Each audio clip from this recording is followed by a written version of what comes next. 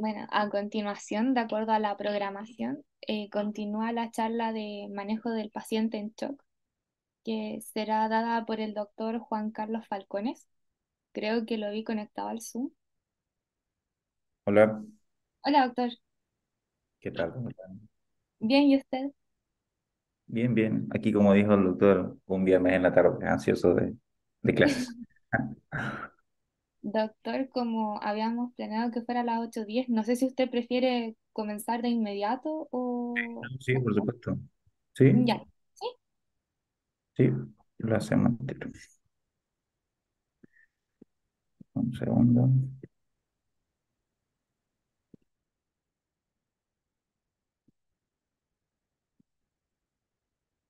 ¿Pueden ver la pantalla completa? Sí, se ve bien, doctor. Perfecto. Ya, chiquillos. Bueno, como había dicho la compañera, mi nombre es Juan Falcones, yo soy médico urgenciólogo, graduado hace muy poquito del Hospital de Curicó. Y bueno, el día de hoy vamos a hablar acerca de shock, ¿ya? Bueno, en este caso vamos a dar solamente una pincelada de lo que es shock en general, debido a que este es un tema bastante profundo, muy interesante de hecho y bastante común, ya que se nos puede presentar en cualquier momento. Generalmente uno ve como estos temas muy lejanos o como de manejo netamente hospitalario, pero estos pacientes se pueden presentar en todos los niveles de atención y es nuestro deber aprender a reconocerlo y sobre todo a dar un buen manejo inicial, ¿ya? Lógicamente que deben ser atendidos estos pacientes, ojalá en niveles superiores de atención, pero las intervenciones iniciales son fundamentales y pueden salvar la vida de nuestros pacientes. Así como para comenzar, la definición de shock. Ya, el shock, básicamente, en pocas palabras, es un desequilibrio entre la oferta y la demanda de oxígeno. Principalmente eso, ¿ya? Entonces, detrás de todo esto hay un mecanismo fisiopatológico bastante interesante, ya en el cual hay un sinnúmero de mecanismos adaptativos, ya que se ponen en marcha cuando tenemos una disminución progresiva de oxígeno, ya. Y cuando ya lamentablemente se agotan todos estos recursos, comienza a notarse este desequilibrio a nivel metabólico. Entonces, es ahí cuando hablamos de shock, ¿ya? En múltiples enfermedades graves en el fondo, ¿ya? Y en los pacientes en estado de shock, pues nuestras células entran en estrés metabólico, ¿ya? Y como les decía, existen muchos mecanismos por los cuales nuestras células buscan una alternativa para seguir funcionando y dando la lucha, ¿ya? Y es así que recordando un poco de fisiología, ya como bueno, ustedes lo tendrán mucho más claro que yo en estos instantes, ya nosotros tenemos metabolismo aeróbico, ¿cierto? Donde la glucosa es la principal fuente de energía, ¿ya? Y a través del ciclo de Krebs, ¿ya? En la mitocondria, ¿ya? Bueno, primero la glucosa a través del el NADH produce piruvato, ¿ya? Y forma aquí, como ustedes ven aquí, dos moléculas de ATP. Pero luego este piruvato entra a la mitocondria a través del ciclo de Krebs, para lo cual necesitamos oxígeno, por eso esto es metabolismo aeróbico, y a la final se forman 36 moléculas de ATP. Pues el objetivo de utilizar la glucosa y el oxígeno en este tipo de metabolismo es producir energía para todos nuestros procesos biológicos fundamentales, ¿cierto? Ahora, ¿pero qué pasa en el estrés oxidativo? ¿Qué pasa en el paciente que está choqueado? En este caso, el paciente entra en un metabolismo anaeróbico, donde tenemos el mismo proceso inicialmente, ya es decir, la glucosa hacia piruvato, ya donde se forman solamente estas dos moléculas de ATP, pero por la falta de oxígeno no se lleva a cabo el ciclo de Krebs. Por lo tanto, ustedes se darán cuenta que son en el metabolismo aeróbico 36 moléculas de ATP, mientras que en el anaeróbico son solamente dos. Tenemos una diferencia muy, muy marcada, ¿ya? Entonces, por esa razón, hablamos de estrés oxidativo. Ahora, en este estado de hipoxia, por así decirlo, entonces, como bien lo vimos en el diagrama anterior, ¿ya? Tenemos que aumenta el lactato. ¿Por qué? Porque, como dijimos, la glucosa se convierte en piruvato y el piruvato a través de una enzima o de un proceso enzimático se transforma en lactato. Ya, si bien yo creo que en varios papers o literatura hemos leído que el lactato es un producto de desecho y no es tan así. ¿Ya? Ahora, el lactato se forma en demasía en el metabolismo anaeróbico y sale de la célula, por lo cual aumenta el lactato, ¿ya? Y se produce una lactatemia, porque esto es ácido láctico, lo cual produce la acidosis láctica propia de los pacientes en shock. Pero este lactato no es, o sea, no es tan así como un producto desecho, ¿ya?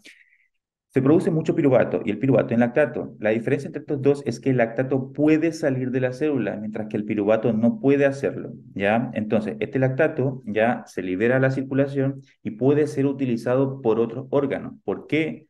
Porque este proceso es bidireccional, es decir, este lactato puede llegar a otra célula y puede ser convertido en piruvato nuevamente, ¿ya? Para que esta célula, si tiene un poco más de disponibilidad de oxígeno o cuando el paciente se esté recuperando, volver a entrar al ciclo y generar energía. Entonces, aquí cabe el dicho de que se dice que la basura de uno puede ser el tesoro de otro, ¿ya?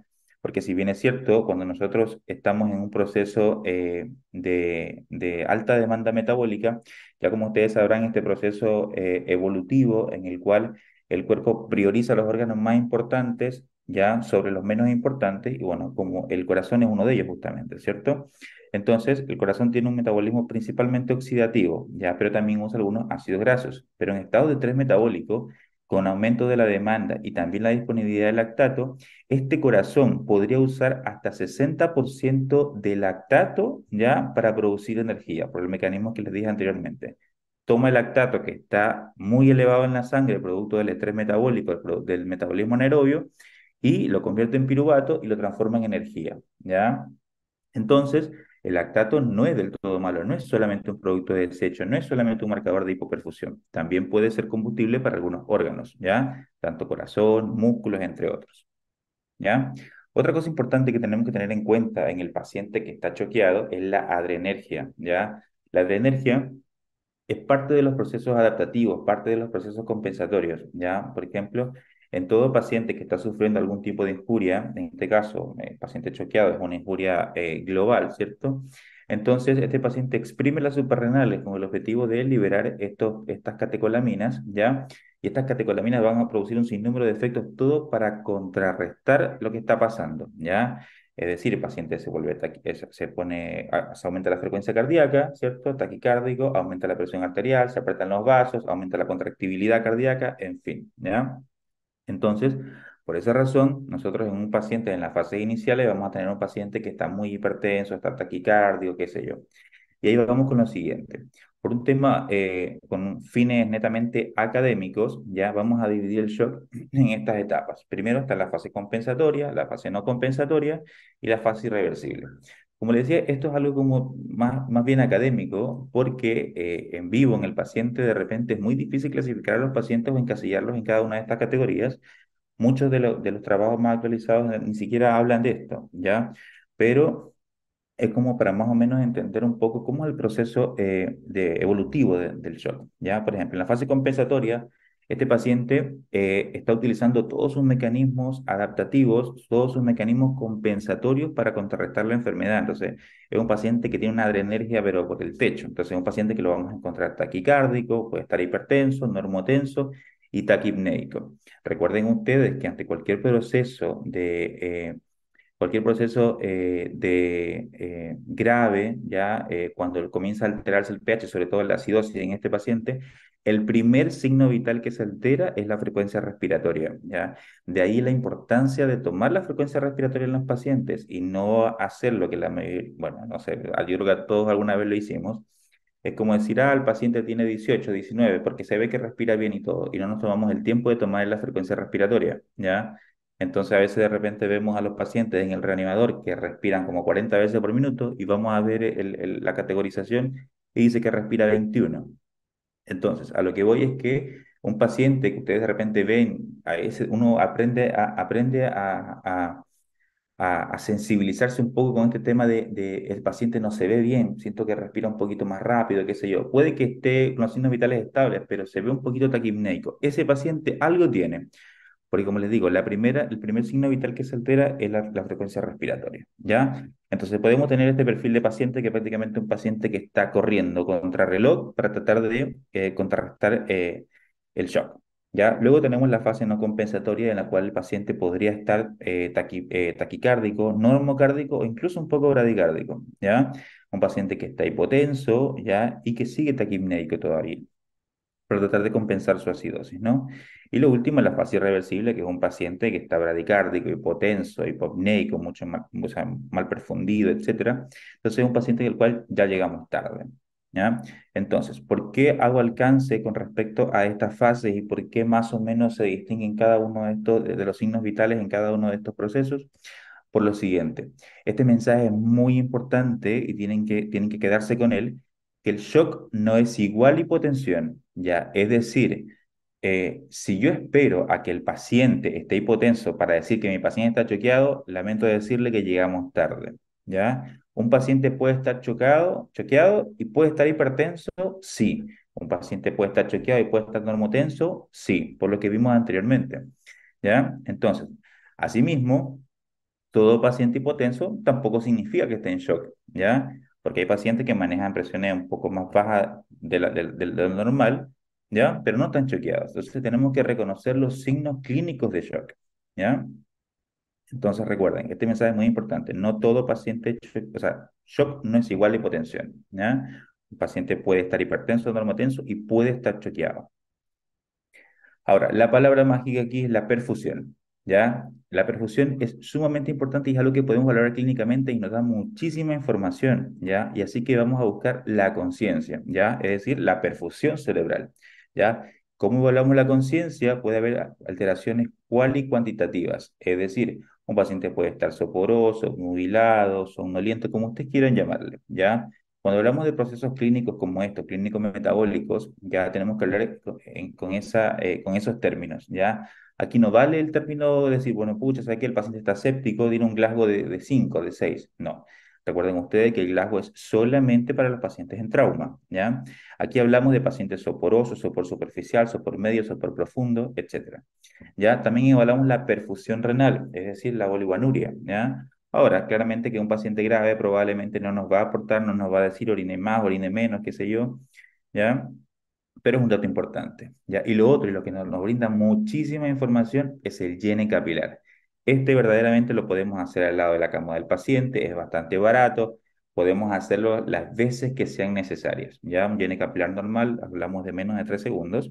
Entonces, mientras más prolongado está el llene capilar, este paciente está más comprometido, ¿ya? Entonces, la perfusión. Con la perfusión ustedes pueden saber clínicamente si el paciente está choqueado o no. No necesita ningún examen, ¿ya? Simplemente con la clínica ustedes pueden hablar de shock, ¿ya? Lógicamente que esto, los signos vitales, la monitorización nos ayudan harto, pero solamente con estos tres datos ustedes ya pueden hablar de un paciente choqueado, ¿ya?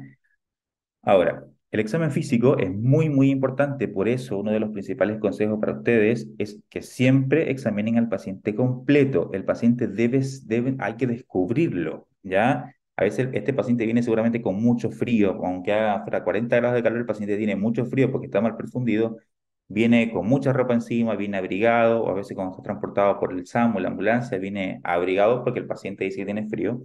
Entonces hay que descubrirlo por completo para examinar al paciente. Si quiere después lo cubren, pero es muy importante sacarle los zapatos, los calcetines, etcétera, ¿ya? Porque vamos a evaluar justamente esto, vamos a evaluar la perfusión. Por ejemplo, yo viendo estas imágenes, yo sé que este paciente está hipoperfundido, este paciente está choqueado, no me hace falta tomar llene capilar, lo voy a hacer igual, ¿ya? Pero solamente con ver esto, yo ya sé que el paciente está choqueado, ¿ya? Y está choqueado y punto. Puede que el shock sea séptico, que sea anafiláctico, sea lo que sea, pero está choqueado el paciente. Y yo tengo que activar todas mis intervenciones a partir de este momento, ¿ya? Porque ya hice el diagnóstico de shock, ¿ya? Una herramienta bastante útil que es el Modeling Score, ¿ya? En el cual nos dices, aparentemente, el grado de hipoperfusión, el grado de shock, ¿cierto? El nivel 1, nivel 2, nivel 3, y aquí tenemos dos ejemplos, un score 2, más o menos, toda la rodilla, y un 4, que ocupa toda la pierna, ¿cierto? Entonces, esto más o menos se dice que se relaciona con ciertos niveles de lactato, qué sé yo, pero la verdad es que nos sirve clínicamente. Ustedes ven esto y el paciente está choqueado, punto. Ahora, vean ustedes estos dos ejemplos. Por ejemplo, tenemos una paciente que llega, la descubrimos, ya, tenemos este modeling, ya, pero la conectamos al monitor y tenemos una frecuencia levemente taquicárdica, ¿cierto? Tiene está normotensa, diría yo, porque es una mujer más o menos como de unos 60 años y maneja este tipo de presiones, ¿no?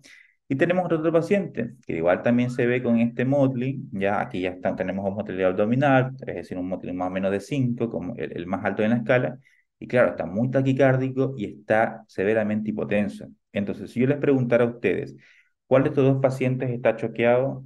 ¿Cuál de estos pacientes hay que atender primero? ¿Cuál de estos pacientes está más graves? ¿Ya? Ahora, si ustedes me dijeran claramente, el paciente que está choqueado es este, solamente tomando en cuenta los signos vitales, no está mal la respuesta. Pero la respuesta correcta es los dos. Los dos pacientes están igual de graves, los dos pacientes están choqueados, los dos pacientes necesitan atención inmediata, ¿ya?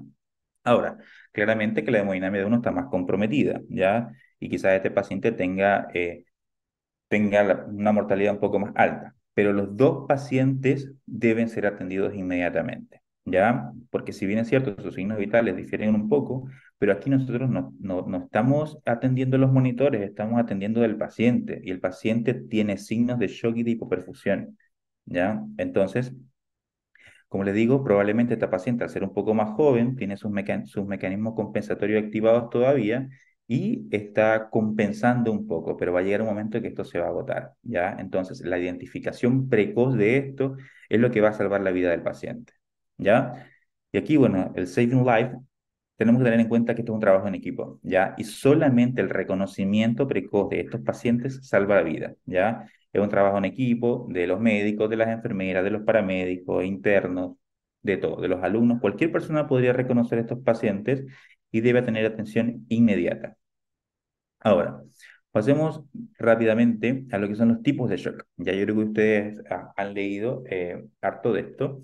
Ya tenemos pacientes, hay cuatro tipos, cuatro grupos principalmente, que es el shock hipovolémico, el shock distributivo, cardiogénico y obstructivo. ¿Ya? Ahora, es muy importante que ustedes tengan en cuenta estos conceptos, ¿ya? Porque cuando hablamos principalmente de shock, lo primero que se nos viene a la mente es la presión arterial, ¿cierto? En este caso, la presión arterial media es el resultado del gasto cardíaco por la resistencia vascular sistémica, ¿cierto? A su vez, el gasto cardíaco ya es el resultado del volumen sistólico, es decir, el volumen que expulsa el corazón por cada latido por la frecuencia cardíaca, es decir, por un minuto. Entonces, es la cantidad de sangre que el corazón bota o expulsa en un minuto, ¿cierto? Ahora, pero este volumen sistólico a su vez depende de tres cosas, de la precarga, de la poscarga y de la contractibilidad. ¿Por qué es importante aprenderse este esquema? Porque en un paciente choqueado, cualquiera de estas cosas puede estar alterada, ¿ya? Entonces, es mi deber, más o menos, ir a buscar cuál es la parte alterada. Por ejemplo, si yo tengo un paciente con shock hipovolémico, yo sé que lo más probable que es la precarga la que está afectada, lo cual me va a afectar el volumen sistólico y lo cual me va a afectar el gasto cardíaco, ¿cierto? Ahora, si yo tengo un paciente infartado, entonces se me va a afectar la contractibilidad. Y lo mismo, me altera el volumen sistólico y me altera el gasto cardíaco. O tengo un paciente con arritmia, un ataque de arritmia, lo que hace que el corazón no se llene bien al final de la diástole, bla, bla, bla. Entonces me afecta el gasto cardíaco. Entonces, este cuadro es muy interesante, ¿ya? Y hay que tenerlo en cuenta ante el enfrentamiento de cualquier paciente choqueado, ¿ya? Entonces, este es un diagrama más o menos de la fisiopatología, ¿ya? De los cuatro tipos de shock. Tenemos por un lado el shock tipo hipovolémico y distributivo, cuyo principal problema es el volumen, ¿ya?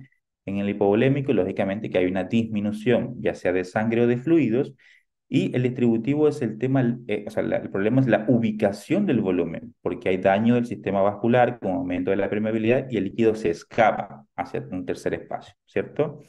En cambio, en los otros dos, tanto el cardiogénico como en el obstructivo, el problema es la disminución neta del gasto cardíaco, ¿ya? En cardiogénico, lógicamente, alteración del corazón y en el obstructivo en el sistema circulatorio, ¿ya? De ahí lo vamos a ver un poquito. Con respecto al shock hipovolémico, bueno, y al shock hipovolémico, su mismo nombre lo dice, ¿por cierto? Disminución del volumen circulante efectivo. Ya, entonces tenemos una disminución del volumen circulante claramente. Ya tenemos disminución de la precarga, ¿cierto? De la microcirculación y de la macrocirculación. Ya, tenemos varios tipos de shock hipovolémico o varias causas en el fondo. Ya, la hemorragia aguda, que puede ser una hemorragia digestiva, hemoptisis masiva, hematuria, qué sé yo, ¿cierto? Tenemos la hemorragia aguda traumática, ¿ya? Tenemos el shock hipovolémico no traumático, ¿ya? Como en el caso de las diarreas, por ejemplo, diarreas profusas, vómitos, etcétera, y el paciente hipovolémico traumático, es decir, un gran ejemplo de eso son los pacientes gran quemados. Ahora, para hablar unas tres, cuatro palabras del shock hemorrágico, ya el día de mañana que me toca a mí hablar acerca del trauma, yo creo que podemos hablar ahondar un poquito más en esto, pero unas cuantas palabras respecto a esto es que en el shock hemorrágico, ya nosotros, si tenemos un paciente que pierde sangre, lógicamente lo que le vamos a reponer es sangre, ¿cierto? De la misma manera como ustedes cuando se les acaba la benzina del auto le van a poner más benzina, no lo van a llenar con agua, ¿cierto? Entonces, porque a un paciente que pierde sangre, nosotros pretendemos ponerle agua, ¿ya? El agua, en este caso el lactato de Ringer, o el cloruro, no es una buena decisión porque esto va a diluir al paciente, tal cual como se ve en la foto de atrás, ¿ya? Estamos diluyendo al paciente, lo cual va a perpetuar la coagulopatía, ¿ya? Además, recuerden que esto lo que estamos poniendo es agua y el agua no transporta oxígeno, ¿cierto? Entonces, no. Ahora, el paciente necesita sangre. Claro, y probablemente ustedes me dirán, pucha, pero ¿sabe qué? Yo trabajo en un hospital periférico, lejos del hospital, no tengo banco de sangre y el paciente está hipotenso. Claramente, si ustedes me preguntan qué cantidad de líquido es recomendable poner al paciente, la respuesta correcta sería cero. Ahora, pero de repente, pucha, el paciente está demasiado hipotenso. Claro, podría ponerle tal vez, si acaso, 250 cc como para repuntar un poco la presión arterial, ¿ya? Pero ojalá cero, ¿ya? Hay algunos conceptos como hipotensión permisiva y esto, pero que son temas un poco más complejos que los veremos después, ¿ya? Pero si el paciente está severamente hipotenso y lo único que tenemos a la mano se usaría pero como última opción y de manera racional. ¿En qué proporción? El 1 es el 1 a 1, que ya todos ustedes lo conocen, ¿cierto? Entonces, paciente que pierde sangre, hay que reponerle sangre, muy importante. Con respecto al shock distributivo, el shock distributivo básicamente su problema es de distribución, ¿ya? Y aquí el problema está principalmente en el sistema vascular, porque se pierde el tono, ¿ya? Y hay aumento de la permeabilidad, ¿ya? Porque hay daño endotelial, porque en el shock distributivo lo que existe es una cascada inflamatoria, sobre todo en el shock séptico, que es como el más complejo y el más común, ¿ya? Entonces, esta cascada inflamatoria produce daño endotelial, lo cual hace que se aumente la permeabilidad capilar y se fugue el líquido hacia los otros espacios, el espacio extravascular, entonces se pierde el líquido, ¿ya? Esa es como la fisiopatología del shock distributivo. Ya tenemos aquí el shock neurogénico, el shock anafiláctico y el shock séptico. Ya, el shock séptico se los pongo en letra mayúscula porque es el más común de todos y una mortalidad muy, muy alta. ¿Ya? El shock neurogénico, cuando hablamos de shock neurogénico, principalmente esto se ve en trauma, ¿ya? Que como afortunadamente no es tan común, pero se ve principalmente en los pacientes con trauma. Y hablamos de un trauma que esté por encima de la T6, ¿ya? Un shock cardiogénico, no sé, por la L1, qué sé yo, no. Ya, tiene que ser por encima de la T6 la lesión. ¿Por qué? Porque por encima de la T6 están todas las fibras simpáticas que van hacia el corazón, ¿ya? Entonces, como tengo lesión de esta, yo pierdo la inervación simpática, que es la que me produce aumentar la frecuencia cardíaca, me produce aumentar la presión arterial, aumentar la contractibilidad cardíaca, en fin, la adrenergia en el fondo, lo que estuvimos hablando inicialmente. Entonces, ¿qué es lo que pasa? Como no tengo contrarregulación simpática, va a predominar el tono parasimpático en este paciente, ¿ya? Tengo este problema donde hay pérdida del tono vascular y un déficit relativo de líquido. Probablemente el paciente no tenga sangrado, pero el vaso sanguíneo se dilató demasiado, perdió el tono simpático, ¿cierto? Entonces, lo que me da la impresión es que tengo poco líquido y un vaso enorme. Entonces, este vaso hay que apretarlo, ¿ya? Entonces, clínicamente, ¿qué vamos a tener? A un paciente bradicárdico e hipotenso, ¿ya? ¿Cómo sospechamos nosotros que el paciente está en shock neurogénico? Típicamente, como les decía, es un paciente en trauma, sufrió un accidente, paciente joven, entonces llega al reanimador y el paciente está muy hipotenso y está bradicárdico. Entonces, teóricamente, el paciente que está hipotenso, que es joven, debería activar sus mecanismos. Entonces, el paciente debería estar taquicárdico, tratando de compensar la hipotensión o la pérdida de sangre o lo que sea que tuvo en ese momento. Pero me llama la atención que este paciente además está bradicárdico. Entonces, y el tiempo que ha pasado seguramente desde el trauma hasta el momento que llegó a nosotros es muy corto. Entonces, este paciente debería yo sospechar, sobre todo si la lesión traumática que tiene es compatible en la zona por encima de T6, ¿ya? Es compatible, yo debería sospechar que este paciente tiene un shock neurogénico, ¿ya?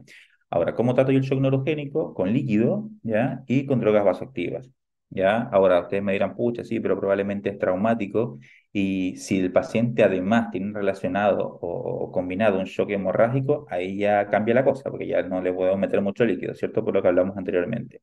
Y las drogas vasoactivas, ¿ya? ¿Por qué? Porque necesitamos apretar estos vasos, ¿ya? Estos vasos que perdieron el tono simpático. El shock anafiláctico, afortunadamente, es muy poco común, pero suele suceder y suele el paciente llegar a cualquier servicio de urgencia, SAPU, SAR, CEFAM, lo que sea. Ya, entonces, un paciente que típicamente por el cuadro clínico en muchas ocasiones es bastante claro el cuadro. El paciente comió algo que le hizo daño, que es alérgico, se puso un medicamento, qué sé yo, puede llegar incluso con estas lesiones, que ya con eso tenemos el diagnóstico prácticamente hecho, y la monitorización está así, ¿cierto? Está hipotenso, está taquicárdico, usando todos sus mecanismos, ¿cierto? Entonces, este paciente se reconoce, se diagnostica inmediatamente y debe ser tratado. Ya tenemos el mismo problema que anterior, al ser un shock distributivo, un déficit relativo de oxígeno y la pérdida del tono vascular, ¿cierto? Y tenemos que apretar estos vasos. ¿Cuál es nuestro caballito de batalla en el shock anafiláctico? La epinefrina o la adrenalina, ¿cierto? Ahora, ustedes me preguntarán qué hay de los corticoides y qué hay de los antihistamínicos, porque esto es lo primero que se coloca, ¿ya? Cuando un paciente no está choqueado, ¿ya? Esa es la terapia en el fondo. Ahora, hay que tener en claro algo, los antihistamínicos son solamente sintomáticos. Al paciente le va a quitar un poco la picazón, la sensación de como de ardor de la piel, qué sé yo. Es solamente para eso, pero no tiene ningún efecto hemodinámico. Los corticoides no tienen efecto en la fase aguda del paciente. Ya los corticoides van a tardar al menos 6 a 8 horas en hacer el efecto, o sea, en producir el efecto deseado. Entonces, en el paciente que tenemos aquí arriba, que está con todas estas lesiones, y yo lo conecto al monitor y está con esto, ninguno de estos dos me sirve. No deberían ser parte de mis indicaciones. Mi primera indicación rotunda y efectiva tiene que ser la epinefrina, ¿ya? Si quieren, después que lo salgan del shock, le ponen su corticoide, le ponen antihistamínico, ni un problema, ¿ya? Pero estos dos medicamentos no tienen efecto en la fase aguda del paciente en shock. ¿Ya? Eso es muy importante, ¿ya? Corticoides, ¿cuánto? Pueden poner hidrocortisona, 200, 300, no le pongan 500, ¿ya? 200, 300 suficiente, ¿ya? Pero como les digo, esto no saca a los pacientes del shock.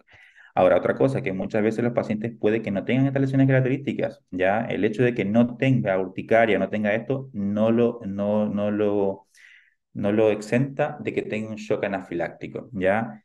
Ahora, el paciente, estas lesiones en la piel son, digamos, lo de menos en el fondo. Aquí lo que hay que cuidar, como ustedes saben, es la vía aérea del paciente. Ahora, la epinefrina, ¿cómo la administramos? Ya la forma ya que todos conocemos, de 0,3 a 0,5 en el vasto lateral externo.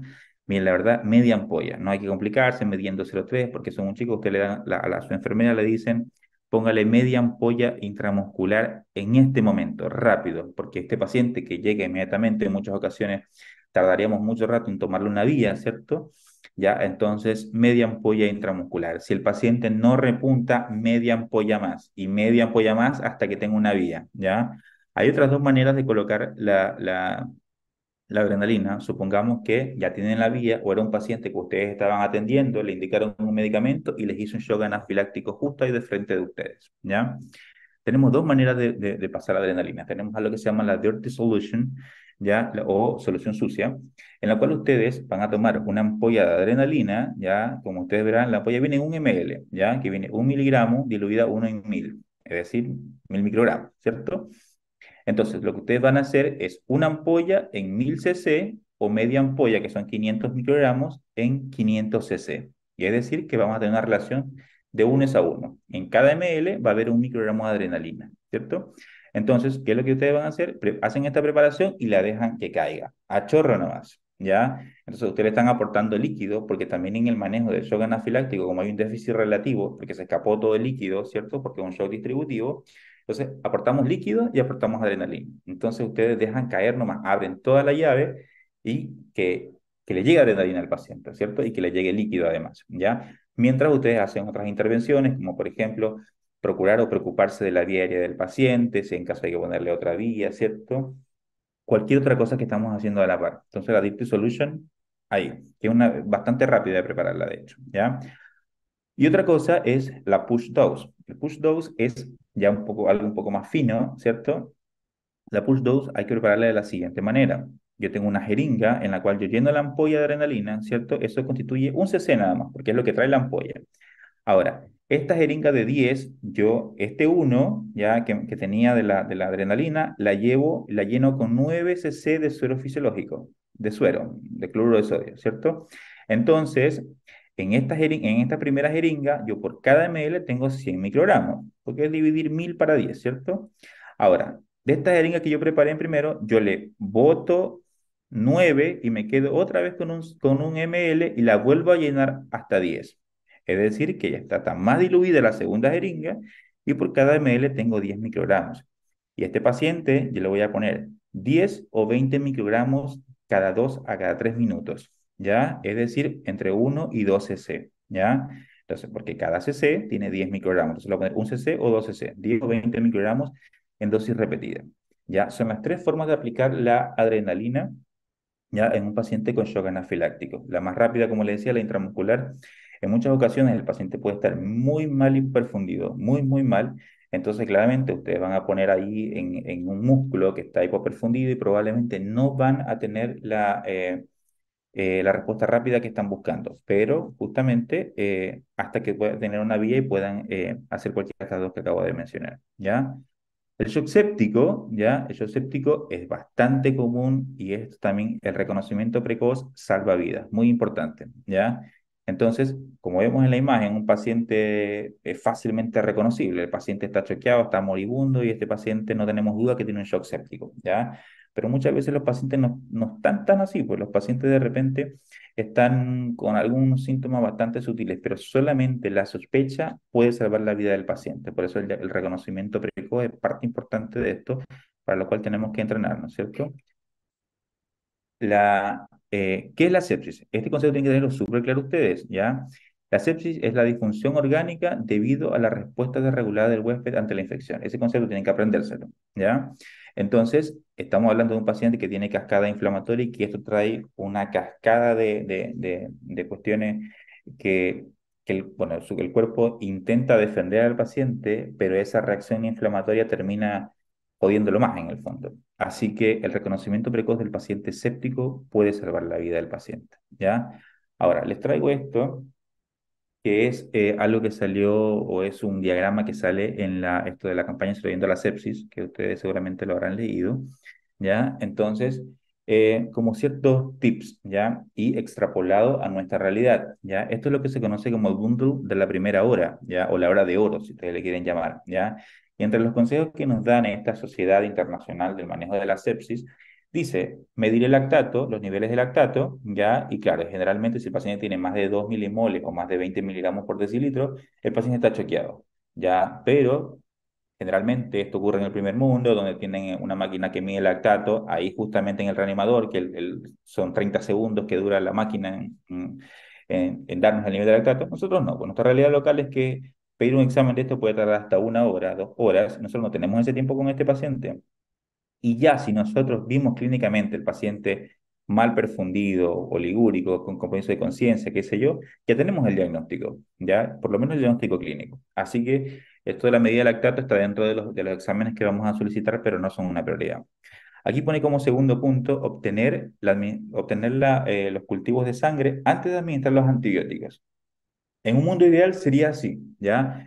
Pero ojo, nada, absolutamente nada debe retrasar el uso de los antibióticos de amplio espectro. Ya ustedes probablemente si trabajan en un Cefán, en un SAP, en un SAP, no tengan para tomar hemocultivos, pero pueden tener un antibiótico de amplio espectro. Entonces no es porque pucha, es que hay que tomar, o voy a mandar al hospital para que allá le tomen los cultivos y después se le pongan el antibiótico, porque si no el cultivo me va a salir falseado. No, eso es mentira, es una falacia. ¿Ya? O sea, puede alterar el hemocultivo, claramente sí, pero estamos restando oportunidad de vida a ese paciente. Ustedes lo que tienen que hacer, su medida instintiva, es ponerle el antibiótico al paciente. No importa si se alteran los hemocultivos posteriormente. Tenemos hasta 1 hora más o menos, entre el tiempo que se pone el antibiótico y el tiempo de seguridad, entre comillas, para recoger los hemocultivos. Ustedes le ponen el antibiótico. Tiene que ser un antibiótico de amplio espectro, más o menos sospechando el foco. Si no tiene, le pongan el que tengan, ¿ya? Dependiendo del foco, si es foco respiratorio, urinario, etcétera, ¿cierto? Entonces, el punto 3, el lejos es el más importante y es el que ha demostrado aumentar la sobrevida de los pacientes con shock. Luego dice el 4, iniciar rápidamente la administración de los cristaloides, 30 ml por kilo para la hipotensión o si tiene un lactato mayor a 4 milimoles o mayor de 20 miligramos por decilitro. Ahora, este grupo o estas personas que hicieron este trabajo, que aparentemente son como la autoridad en sepsis, ¿ya? Metieron en un saco a todos los pacientes, ¿ya? Es decir, ¿y creen ustedes que todo paciente debe ser reanimado con 30 ml por kilo? La verdad es que no. El tratamiento, recuerden ustedes, que debe ser individualizado. Nosotros tratamos a cada paciente, no estamos tratando a un grupo de pacientes, ¿ya? Entonces, ¿creen ustedes que 30 ml por kilo le va a servir a un paciente enfermo renal crónico en diálisis, a un paciente cardiópata? Claramente no, ¿ya? Porque justamente todos estos pacientes que son más complejos se quedaron fuera de los estudios, ¿ya?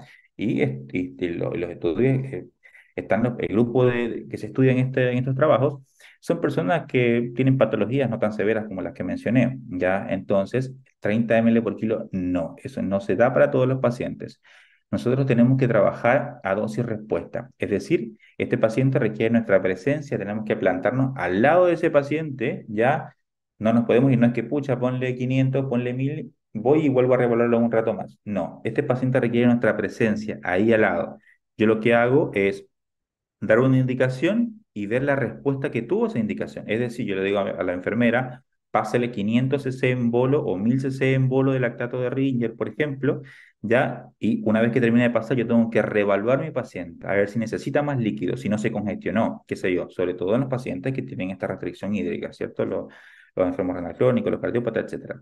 Pero es una intervención, evalúo respuesta. Intervención, evalúo respuesta. Y de esa manera yo sé más o menos cuánto líquido necesita mi paciente. Porque mi paciente puede requerir mucho menos, puede requerir mucho más en todo caso. En fin, ¿ya? Y el otro consejo que nos da este grupo es la aplicación de los vasopresores, ¿ya? Ahora, otro mensaje importante, aparte de lo que hemos hablado, es el uso precoz de vasoactivos. No tengan miedo a usar los vasoactivos. Los vasoactivos también salvan vidas en los pacientes, ¿ya? Entonces, en la mayoría de estos trabajos dicen que el paciente hay que reanimarlo hídricamente, ponerle agua, agua, agua. Y si llegamos a un punto que el paciente ya no da más, que ya no responde al agua, entonces ahí iniciamos las drogas vasoactivas. Pero el uso precoz de estos vasoactivos también es importante, ha salvado vidas. Ahora, ¿qué quiere decir esto? Por ejemplo, en pacientes sépticos o con shock séptico, nuestros pacientes están vasoplégicos, ¿ya? Es decir, hay un vaso que está enorme, está dilatado porque ha perdido su tonicidad, ¿cierto? Entonces, hay un tip ahí medio freaky, ¿ya? Que, por ejemplo, ¿cómo ustedes pueden ver en este paciente que tiene vasoplegia? Bueno, lo saben por el cuadro clínico, porque saben que está con un shock séptico. Tiene vasoplegia, ¿cierto? Ahora, pero si ustedes ven que el paciente tiene una presión diastólica menor a 40 milímetros de mercurio, ese paciente está muy vasopléjico y ese paciente requiere drogas vasoactivas de manera precoz, ¿ya? Es decir, este paciente me llegó justo ahora, acaba de entrar al reanimador, lo conectan y tengo estos signos vitales. Claramente yo le voy a poner líquido, líquido, líquido a este paciente, pero veo esta presión, sobre todo esta presión diastólica, digo, no, este paciente está demasiado vasopléjico y en aparte del líquido, concomitantemente, voy a utilizar vasoactivos de manera inmediata, porque si espero a ponerle líquido, líquido, líquido, este paciente no me va a alcanzar a repuntar y se va a morir, ¿ya? Entonces, el uso precoz de vasoactivos ya es muy importante y salva vidas, ¿ya? Así que es como un tips, ya, una presión diastólica menor a 40, debemos considerar el uso precoz de estos medicamentos, ¿ya? Ya casi estamos por terminar. El shock cardiogénico, ya recuerden la figura de lo que hablamos anteriormente, cualquier alteración de cualquiera de estos puede producir un shock cardiogénico, ¿ya?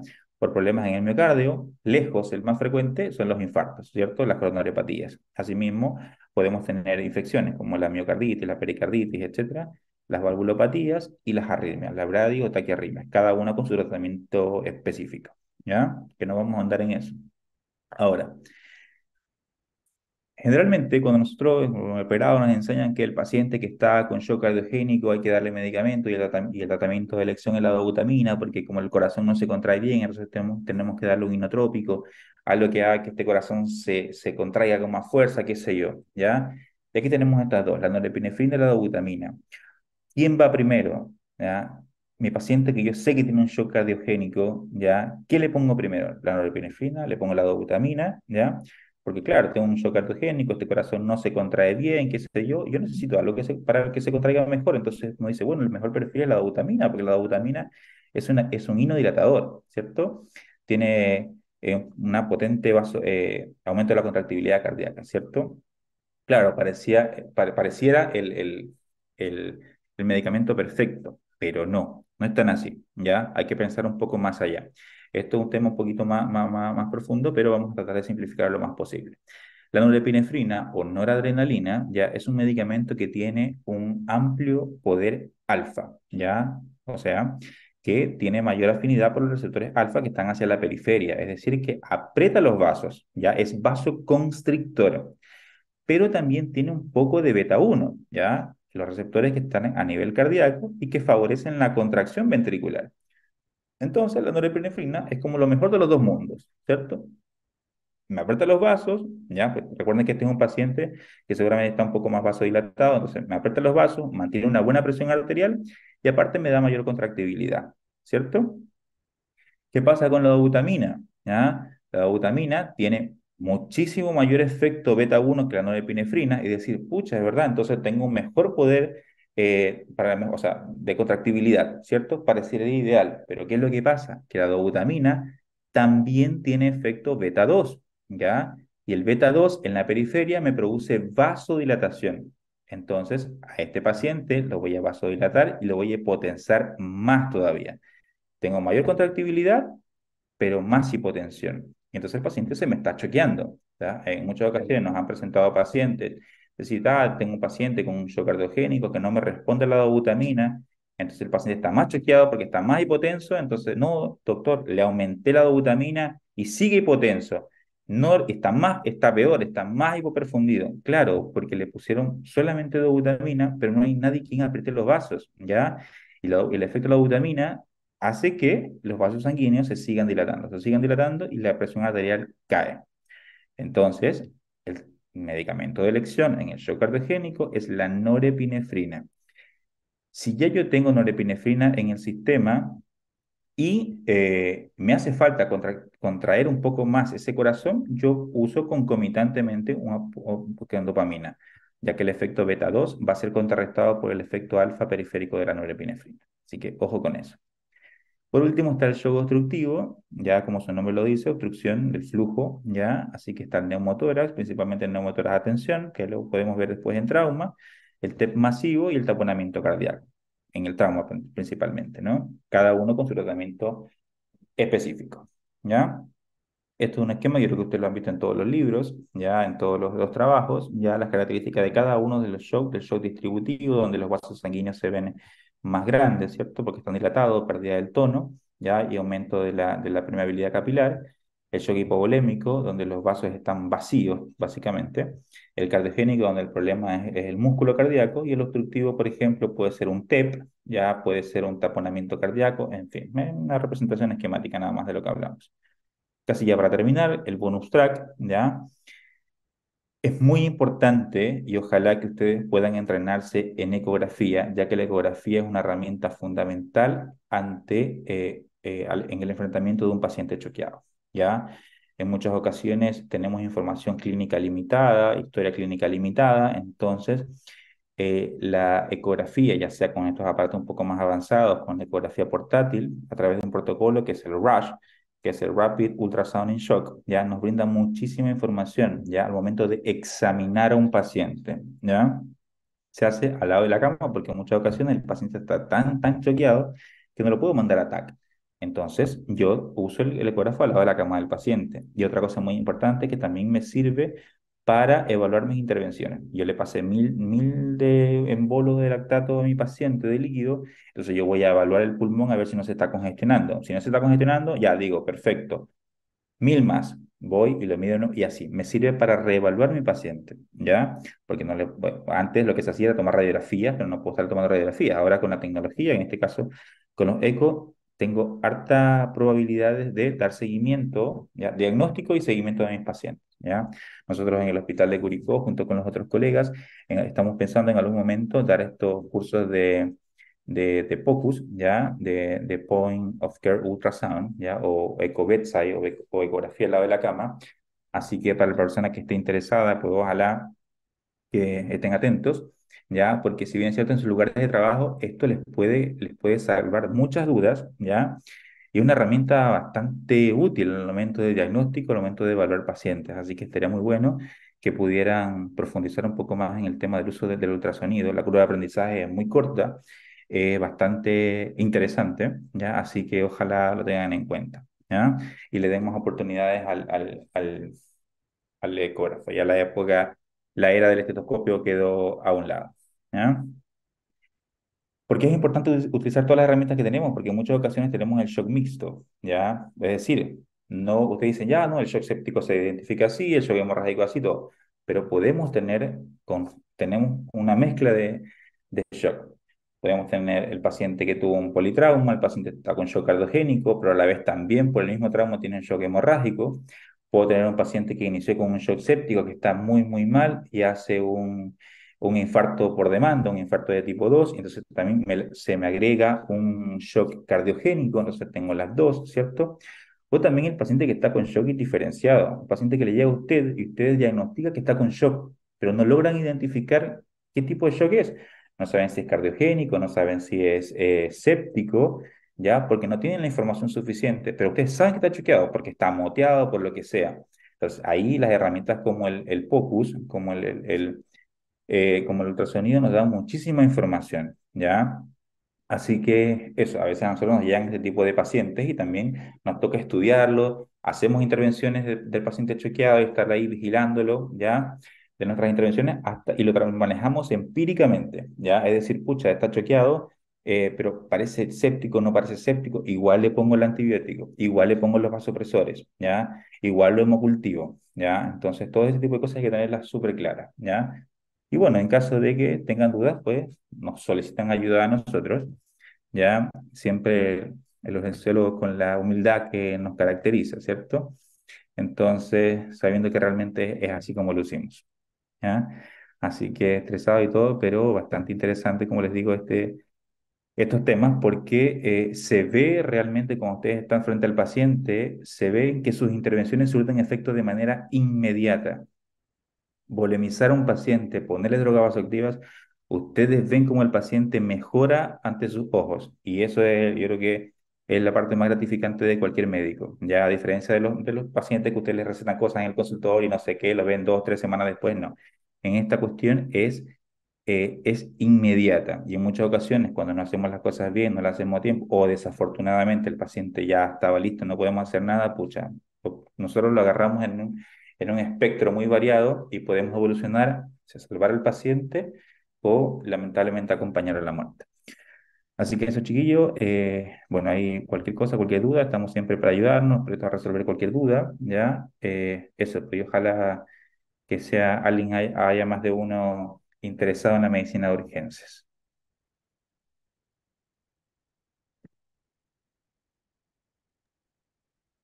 Muchas gracias, doctor, por esta clase. Estuvo muy completa. Y no sé si alguien tiene alguna duda, déjenla en el chat para que el doctor la pueda responder de inmediato.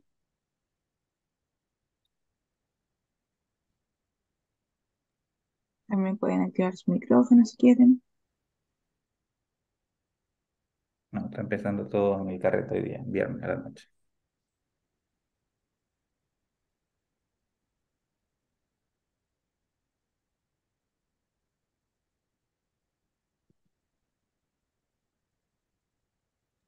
Me pareciera que por ahora no hay consultas. ¿No? Ahí hay una. Dice de Adolfo Silva. Hola doctor, muchas gracias, muy buena clase. ¿Se podrían administrar ¿qué era Drogas la idea? vasoactivas, creo. ¿Drogas vasoactivas por vía Podría pedir. periférica? Sí, claramente que sí, porque en muchas ocasiones no tenemos la disponibilidad de poner un central de manera inmediata y se puede, ¿ya? Lógicamente que no por mucho tiempo, ojalá, y también depende de la dosis, porque mientras más alta la dosis podemos tener más problemas periféricos, pero sí, se puede, ni un problema. Ujú. Por eso es importante, ante todo paciente chequeado, siempre hay que tener más de una vía, siempre. Entonces, por una vía le estoy pasando el bolo, por otra vía le estoy pasando las drogas vasoactivas. Y sí, efectivamente, sí se puede.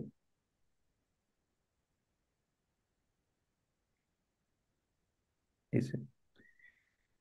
En shock anafiláctico, ¿en qué vasto se administra la adrenalina? Generalmente en el vasto externo, ¿ya? Principalmente es el vasto externo. Si por alguna razón no puedes ponerlo ahí, en cualquier parte del muslo, ni un problema. Aunque teóricamente ya es intramuscular. Así que si, no sé, ponte tú, por desgracia, la vida toca a un paciente amputado, ¿ya? Te busca un músculo, cualquiera, el que sea. Ya, si la idea es administrarle. Como te digo, a veces de repente lo malo es que tienes que ponerle una dosis, no funciona otra dosis y otra dosis, pero el tema a veces es que el paciente está tan hipoperfundido que tú dices, pucha, me estoy poniendo adrenalina y no logro el efecto deseado. Entonces, estás repitiendo las dosis, pero ese paciente, al mismo tiempo que estás haciendo esto, tu equipo de enfermería o la persona que esté contigo, tiene que estar tomando una vía periférica, ¿ya? Porque ahí podemos utilizar la adrenalina endovenosa como la hablamos, que es la Dirty Solution o el Push Dose.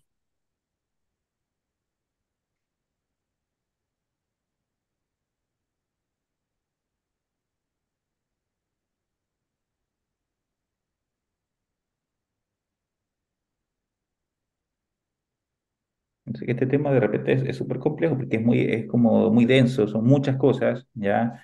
Pero yo creo que cuando ustedes ven un paciente choqueado, ven el tratamiento y todo, no se van a olvidar nunca, ¿ya?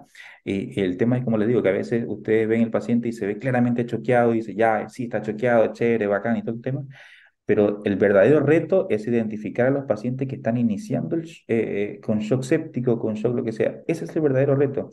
Y de repente no tienen muchísimas dudas, ¿ya? Pero como les digo, ante la duda siempre es tratar de más y no de menos. Poner el antibiótico, pasarle drogas vasoactivas o la volemización, ¿ya? Pero y eso, es como les decía, gratificante ver el resultado inmediato, pero hay que estudiar el tema del shock, Doctor, sobre tengo todo. una consulta. Ujú. Dime. ¿Aló? ¿Una consulta? Sí. Eh, ¿En qué momentos, bueno, cuando se decide polemizar al paciente, al final, cómo se discierne si es que se tiene que pasar fluidos o bien transfusión? ¿Qué es lo que se sugiere al final? Porque he escuchado de que, claro, en algunas clases de otras partes han dicho ya, primero fluidos. Ah, no, pero después en otras dicen, mejor eh, sangre, ¿sí? Entonces, ¿qué se hace al final, según usted? No, la respuesta es súper clara. Está muy bien, pregunta bastante interesante. La respuesta es muy clara. Sangre. El paciente perdió sangre, tienes que ponerle sangre. No tienes que ponerle fluidos. Ya es la analogía del auto con benzina. Si pierdes benzina, ¿qué vas a ponerle? Más benzina, pues no le vas a poner agua, ¿cierto? Ahora, ¿por qué razón el paciente que perdió 1 litro, 2 litros de sangre le pondrías agua? ¿Ya? En el fondo, qué es lo que sucede? Lo que se prevé en estas circunstancias es que si no, que el paciente está choqueado y entonces para mantener una presión, la presión alta, que no se nos hipotense tanto, vamos a meterle líquido. Pero no estamos pensando en todos los otros procesos, no estamos pensando en la coagulopatía, en la acidosis que tiene ese paciente. Si yo le paso líquido, primero que lo estoy diluyendo, un número uno. Segundo, que el agua, los cristaloides, no transportan oxígeno, entonces no te sirve de nada, ¿ya? Y tercero, hago que la coagulopatía se propague, se empeore todavía. El paciente en vez de mejorar va a empeorar. Y no voy a saber por qué está empeorando. Ya digo, seguro está sangrando más. Claro, puede que esté sangrando más, pero al pasar el líquido lo empeoramos más nosotros.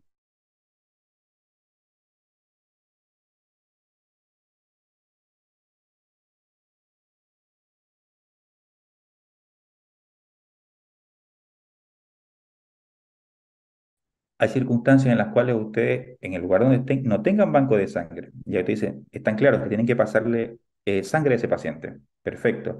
Pero no tengo. Y el paciente está demasiado hipotenso, está con una PAN, no sé, ponte tú de 50. ¿Tengo drogas vasoactivas? Le inicio drogas vasoactivas. Ya. Pero si no tengo drogas vasoactivas tampoco, entonces ya puedo ponerle 250 en bolo, pero una cosa así mínima, como para tratar de repuntarlo un poco a ver si mejora. Pero sería como eso, así como lo peor que le puede pasar. Pero si tú me dices no, y lo he visto en los hospitales periféricos, siendo hospitales, no, pucha, tenemos un paciente que tuvo un accidente con un shock hemorrágico y ya le pasamos 1000, pero sigue hipotenso, entonces, pucha, así como que, ya, no le pase más líquido, envíelo inmediatamente, ¿ya? no tengan miedo a usar drogas vasoactivas. Ustedes, donde quiera que estén, por lo menos, siempre van a tener adrenalina en un carreparo, siempre. Entonces, si no tienen drogas vasoactivas, como por ejemplo la norepinefrina, que hay que pasarla por difusión y qué sé yo, pueden hacer una solución sucia. Lo que vimos acá, una ampolla en 1000 o media ampolla en 500. Y con eso usted lo mantiene hasta que lo logren llegar a un hospital, ¿ya? Si está demasiado hipotenso, ¿ya? Porque, bueno, aquí hay algo que se llama hipotensión permisiva y todo, que probablemente mañana, si hablamos un poco de trauma, ahí vamos a hablar de eso. Pero permisiva hasta cierto punto, ¿ya? Si un paciente la hipotensión permisiva, ¿qué quiere decir? Que yo a un paciente le puedo permitir hasta que esté hipotenso hasta cierto punto. Pero si el paciente tiene TEC, tiene traumatismo craneoencefálico, nos olvidamos de la hipotensión permisiva, porque ahí el cerebro es más importante. Entonces, ese paciente yo necesito sangre. Si no tengo sangre, drogas vasoactivas para mantener la presión un poquito más alta, para optimizar la perfusión cerebral y debe ser derivado de manera inmediata. Pero líquido, o sea, cristaloides, no, cero. Ustedes si le ponen 1 litro, 2 litros al paciente, en vez de ayudarlo, lo están jodiendo, ¿ya? A veces uno lo hace con las mejores intenciones, pero la verdad es que estas intenciones no, a veces por un tema, o sea, la voluntad y la buena voluntad existe, pero lamentablemente el desconocimiento puede hacer que el paciente muera incluso, ¿ya? Entonces líquido, no, cero. Esa es la respuesta correcta. No sé si quedó clara tu duda o no. Sí, doctor, muchas gracias. Alguien más preguntó ahí, ¿cómo identifico un shock obstructivo y cuál sería el tratamiento? Bueno, el shock obstructivo básicamente los tres principales, ¿ya? Shock obstructivo significa algo se tapó, ¿ya? Y, por ejemplo, los tres más comunes son el neumotórax de tensión, ¿ya? El tromboembolismo pulmonar y el taponamiento cardíaco. ¿Cómo se identifican cada uno de ellos? Por ejemplo, en el caso, el neumotórax de tensión es casi que exclusivo de los pacientes con trauma. Un paciente que tuvo un choque, ¿ya? Típico de los pacientes conductores o de los que salen expulsados, qué sé yo, y es un paciente que llega muy hipotenso, ¿ya? Entonces nosotros tenemos que hacer nuestro examen físico, el ABCD del trauma, ¿cierto? Entonces, y en eso, una de las cosas que siempre tenemos que tener en cuenta es el neumotórax. Si el paciente no ventila, y justamente ahí la ecografía nos puede hacer diagnóstico de neumotórax. En caso no tengamos ecografía, clínicamente, vamos a ver un hemitórax que no se expande, que está muy timpánico. Ahora, eso es como la teoría, porque en el fondo, cuando tienes un paciente de esto, todo el mundo corre para todos lados, todo el mundo hace bulla, y escuchar el timpanismo diferente a los otros, la verdad es que tendría que tener unos oídos mucho mejores que los míos, pero el tema es que la ecografía, si no tenemos ecografía, el examen físico, ¿ya? O si no, con una radiografía por lo menos. Y si nosotros identificamos que el paciente tiene neumotórax a tensión, ¿ya? El tratamiento en ese caso es un tubo de tórax. Hay que liberar la presión de ese pulmón y hay que ponerle un tubo, una pleurotomía de uno o de dos lados. Si tenemos las dudas, si está de un lado, se le pone tubo de los dos lados, ¿ya?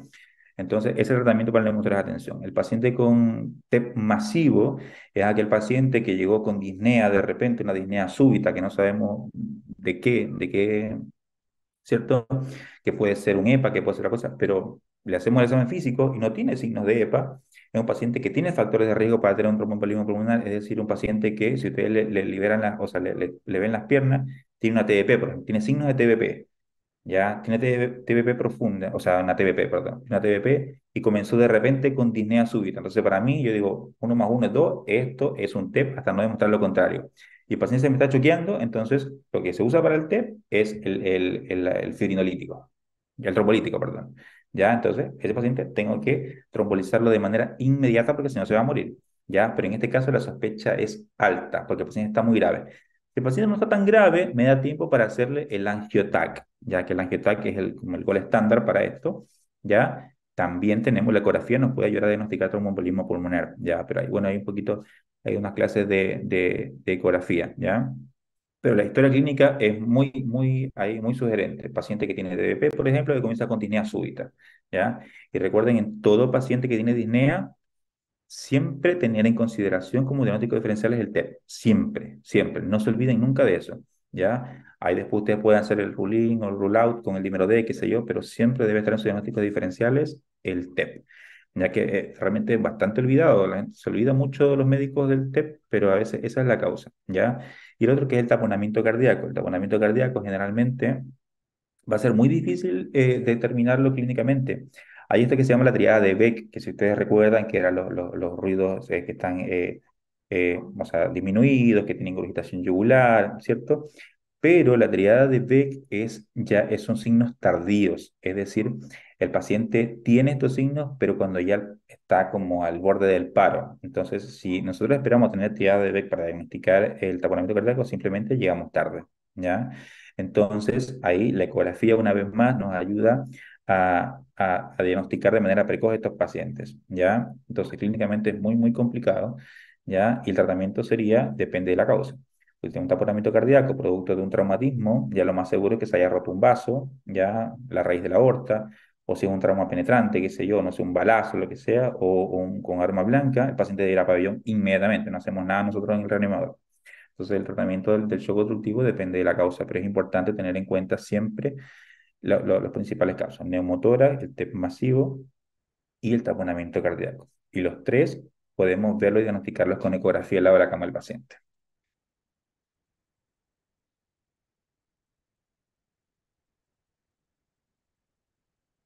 ¿Alguna otra duda?